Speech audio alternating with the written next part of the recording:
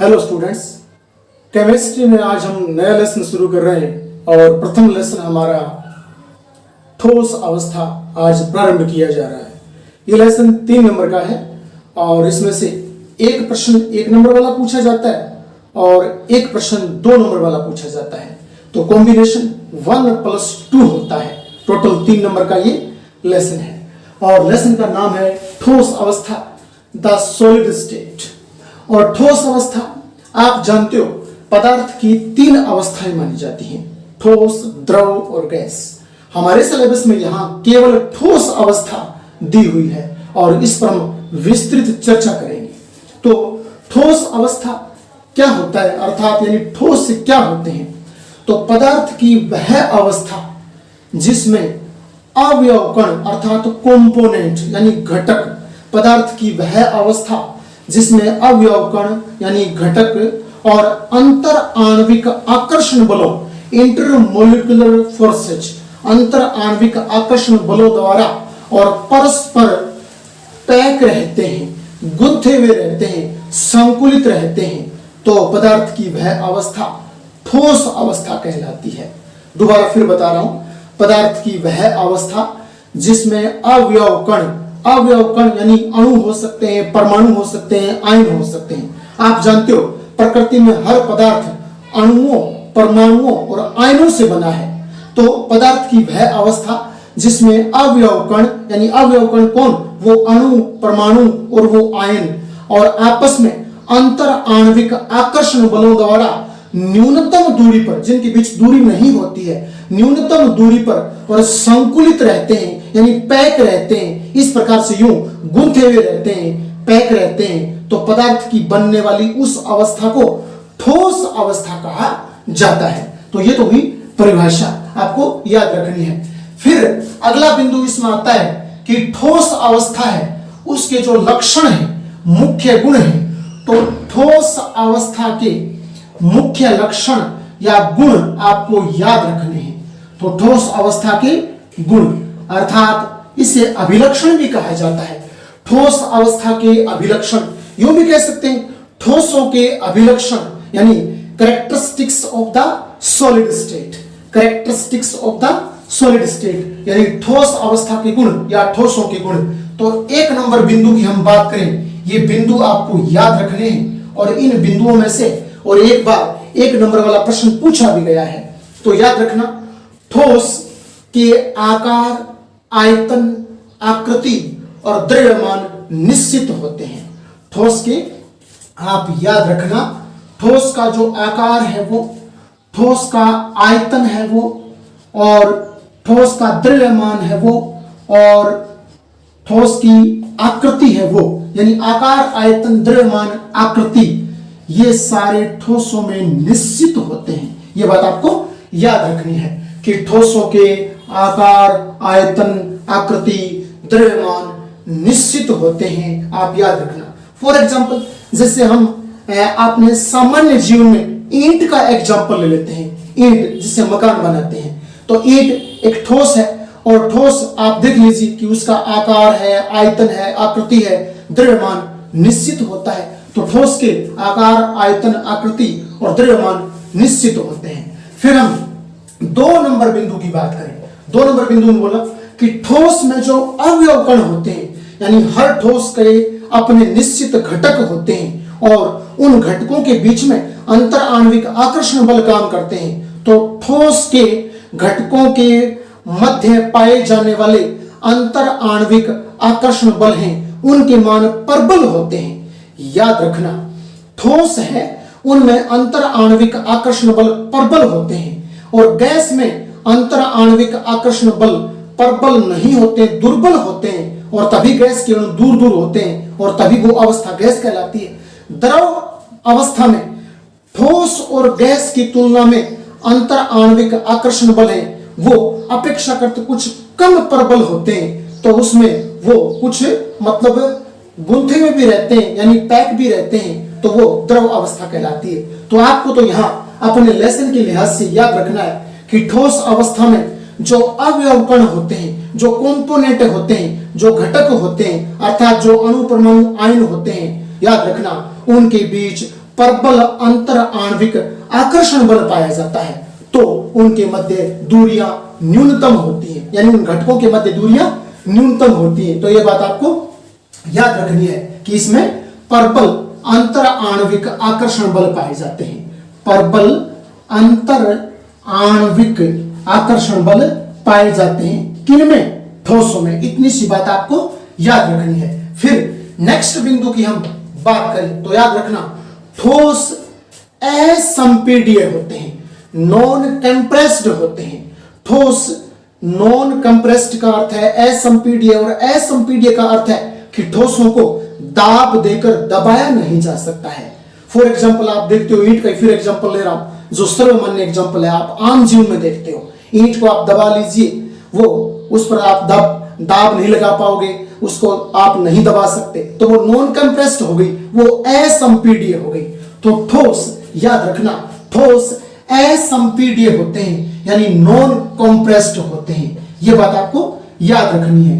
ठोस असंपीड्य होते हैं यानी ठोसों को दबाया नहीं जा सकता है, ठोसों पर दाब लगाकर उनको दबाया नहीं जा सकता है, तो वो गुण कहलाता है असंपीड्य। फिर हम बात करें चौथे बिंदु के रूप में, ठोस का घनत्व।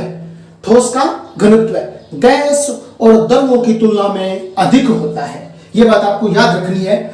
ठोस का घनत्व द्रव और गैसों की तुलना में अधिक होता है। ठोसों का घनत्व गैस और द्रवों की तुलना में अधिक होता है। आप घनत्व जानते हो, D इजिकल टू और M अपॉन V होता है। तो याद रखना, ये जो D की वैल्यू है वो ठोसों के लिए अधिक होती है, और आपके पूरे की मैं बात करूं गैस और द्रव में, तो गैस और द्रव में इस D की वैल्यू याद रखना अपेक्षाकृत कम होती है। मैं यूं बोल दूं, इन दोनों का अनुपात यानी द्रव्यमान और आयतन का अनुपात आप जानते हो घनत्व कहलाता है। तो घनत्व D की वैल्यू ठोसों के लिए अधिक होती है, और इस घनत्व D की वैल्यू गैस और द्रव के लिए अपेक्षाकृत कम होती है ठोस की तुलना में। तो आप यहां अकेला नहीं बता सकते, आपको कंपैरेटिवली बताना पड़ेगा कि गैसों ठोस का घनत्व गैसों और द्रवों की तुलना में अधिक होता है, यह बात आपको याद रखनी है। नेक्स्ट बिंदु की हम बात करें तो आप याद रखना कि जो गैस और द्रव है उनकी तुलना में, गैस और द्रव की तुलना में ठोसों में विस्तरण का गुण कम पाया जाता है। विस्तरण याद रखना, एक बार एग्जाम में पूछा भी गया है, जिसे हम डिफ्यूजन कहते हैं। विस्तरण की परिभाषा हमारे एग्जाम में पूछी गई है, और वो इस लेसन से तो नहीं लेकिन चौथे लेसन से, और वो विस्तरण की परिभाषा 1 नंबर वाले में उठाकर पूछी गई है। तो विस्तरण यहां भी लगता है और हमारे 4th लेसन में भी लगता है। विस्तरण यानी याद रखना कि ठोसों में विस्तरण का गुण अत्यंत कम होता है। तो फिर किस में अधिक हुआ? गैसों में और द्रव में विस्तरण का गुण अधिक होता है। आप कहोगे ये विस्तरण होता क्या है? विस्तरण याद रखना, पदार्थ का उच्च सांद्रता से निम्न सांद्रता की ओर प्रवाहित होना। पदार्थ का उच्च सांद्रता से, याद रखना, उच्च सांद्रता से, पदार्थ का उच्च सांद्रता से निम्न सांद्रता की ओर और प्रवाहित होना विस्तरण कहलाता है।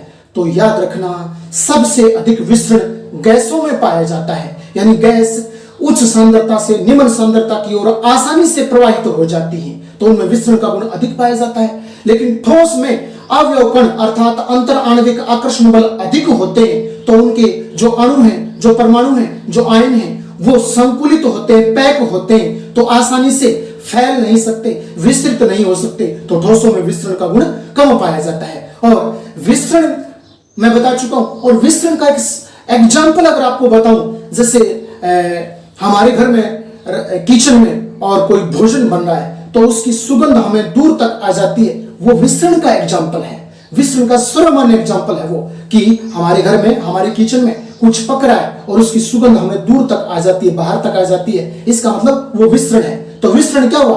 पदार्थ का उच्च सांद्रता से निम्न सांद्रता की ओर प्रवाहित होना विस्तरण कहलाता है। और ठोसों में विस्तरण का गुण अत्यंत कम पाया जाता है। आप यूं नहीं कह सकते कि नहीं पाया जाता है, अत्यंत कम पाया जाता है। कुछ ठोस ऐसे होते हैं जो विस्तृत हो जाते हैं, लेकिन बहुत कम, न के बराबर, तो उनमें विसरण का गुण अत्यंत कम पाया जाता है। सर्वाधिक किसमें पाया जाता है?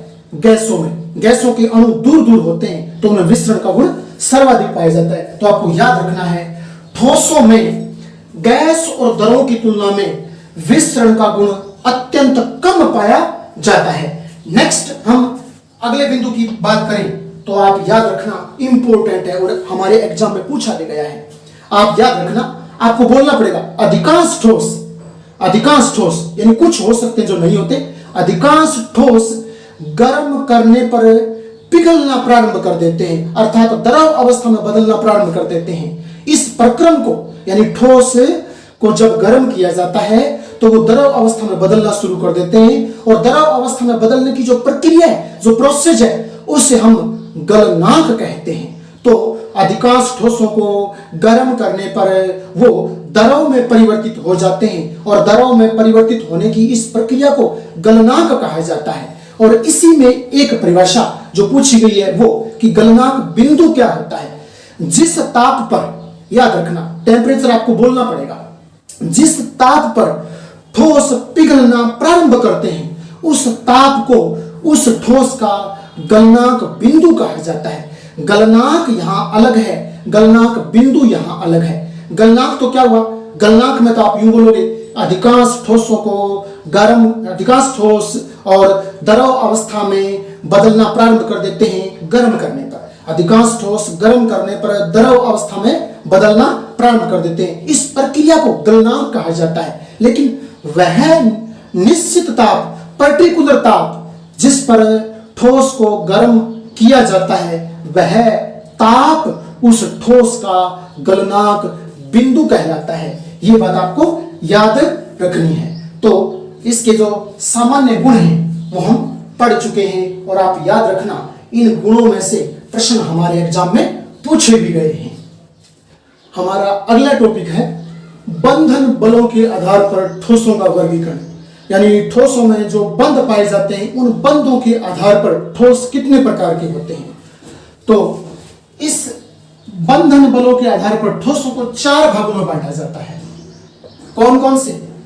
ध्यान देना, आणविक ठोस, एक नंबर कौन सा हो जाएगा? आणविक ठोस। 2 नंबर हो जाएगा आयनिक ठोस।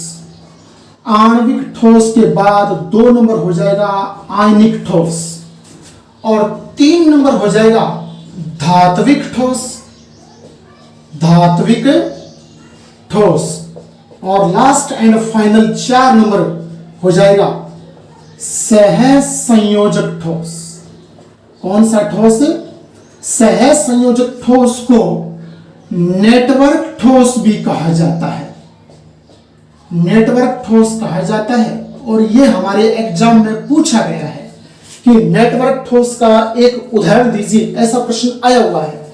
लेकिन पहले हम बात करते हैं आणविक ठोस की। याद रखना, आणविक ठोस, आयनिक ठोस, धात्विक ठोस और सहसंयोजक ठोस, जिसे नेटवर्क ठोस भी कहा जाता है। तो सबसे पहले हम बात करें आणविक ठोस क्या होते हैं, यानी मोलिक्यूलर सॉलिड क्या होते हैं, उनकी बात करते हैं। तो याद रखना, विभिन्न अणुओं से बने हुए वे ठोस, नाम से पता चल रहा है वैसे आणविक ठोस, जिसमें निश्चित रूप से अणु होंगे, यानी परमाणु नहीं होंगे, आयन नहीं होंगे, तो क्या होंगे?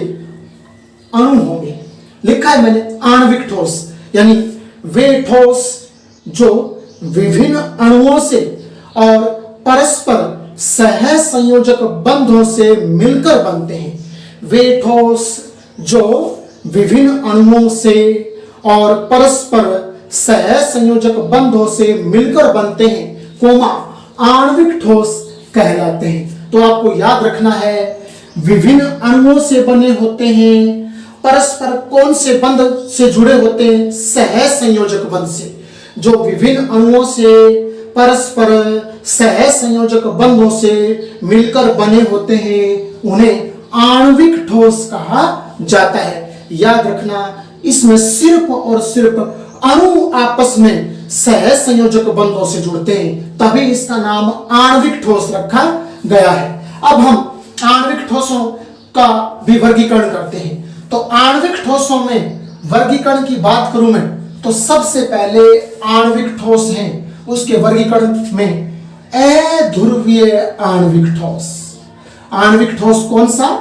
अध्रुवीय आणविक ठोस की बात करते हैं। अध्रुवीय आणविक ठोस की बात करते हैं, यानी non polar molecular solid, non polar molecular solid अध्रुवीय आणविक ठोस की बात करते हैं। तो पहले आपको मैं ये बताता हूं कि ध्रुवीय क्या होता है और अध्रुवीय क्या होता है। पहले आप वो सुन लीजिए, फिर आपको ये अच्छे तरीके से समझ आ जाएगा।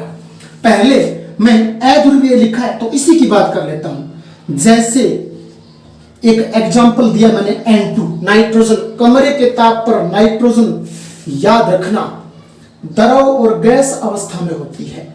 कमरे के ताप पर द्रव और गैस अवस्था में होती है कौन? नाइट्रोजन। और नाइट्रोजन में N2 लिखा है, इसका मतलब ये अणु है। अणु वो होते हैं जिनकी पहचान के लिए बताऊं, उनके पैरों में कुछ न कुछ लगा होता है, वो अणु होते हैं हमेशा। जैसे मुझसे पूछिए O2 क्या है, यहाँ O2 अणु है, इसके पैरों में O2 लगा है, और मैं यूं लिख दूं O+O, तो ये क्या होगा? ये परमाणु, ये परमाणु। इसी प्रकार N को कैसे लिखूंगा? इसमें N ट्रिपल बॉन्ड N होता है, इसमें N डबल बॉन्ड N होता है। ये double bond, triple bond, single bond क्या होते हैं, ये बाद की बात है, हम बाद में पढ़ेंगे। पहले आपको ये बताता हूं। जैसे N2 यहाँ पैरों में 2 लिखा है, इसका मतलब ये अणु है, ये पहचान है केमिस्ट्री में। लेकिन N ट्रिपल बॉन्ड N लिखा है, तो अब ये परमाणु है, ये परमाणु है। और आप जानते हो परमाणु परमाणु मिलकर क्या बनाते हैं? अणु बनाते हैं। और अणु बनाते हैं, ये कमरे के ताप पर द्रव और गैस अवस्था में होता है। और अत्यंत कम ताप कर दूं, अत्यंत कम ताप कर दूं, ताप घटा दूं, तो ये सॉलिड में बन जाएगा।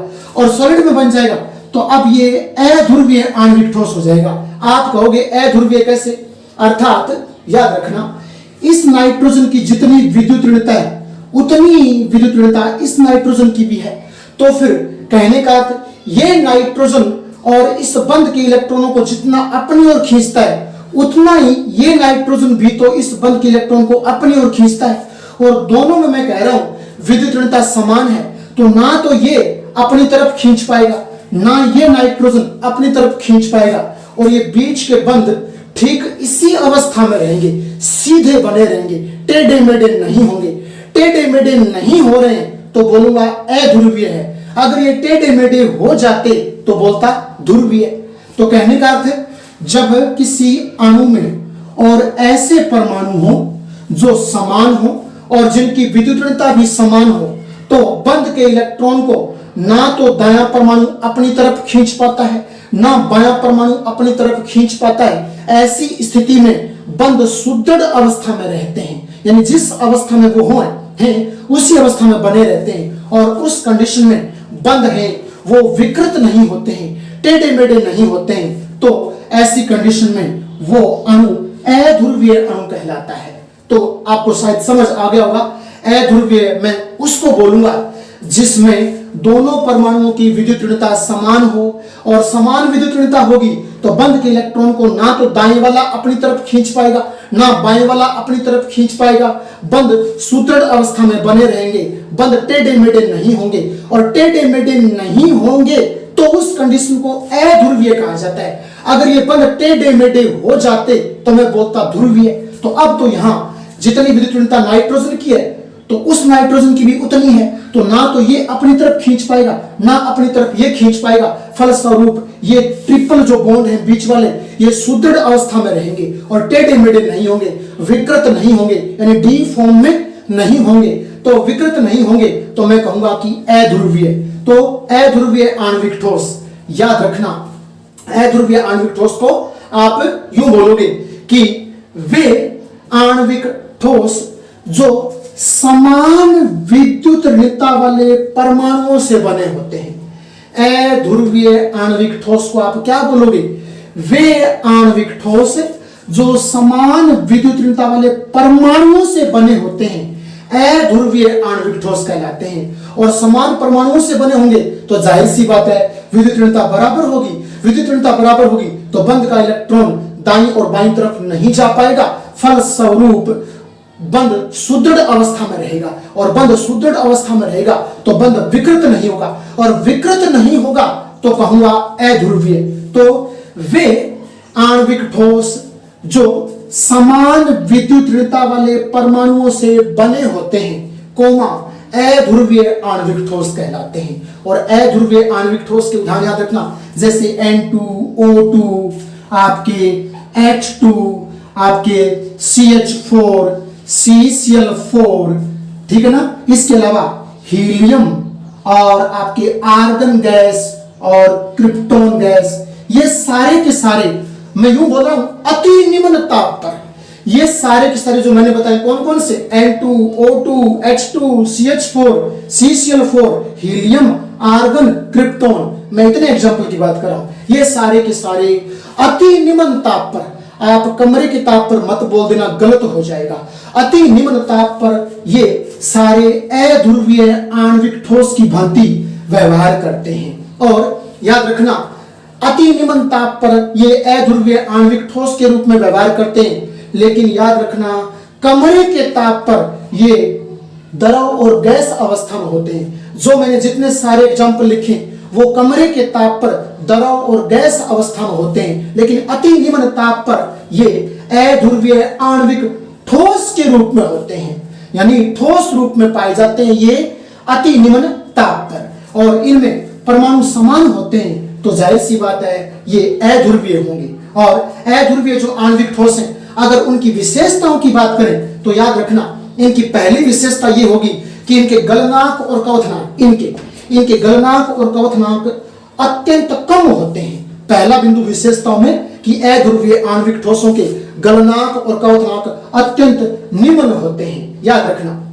दूसरे बिंदु की बात करूं तो ये अध्रुवीय आणविक ठोस मुलायम होते हैं और विद्युत के कुचालक होते हैं। ये मुलायम होते हैं और विद्युत के कुचालक होते हैं, इतनी सी बात आपको याद रखनी है। तीसरे गुण की बात करूं तो याद रखना, ये ध्रुवीय विलायकों, ध्रुवीय विलायक प्रकृति में जल को कहा जाता है।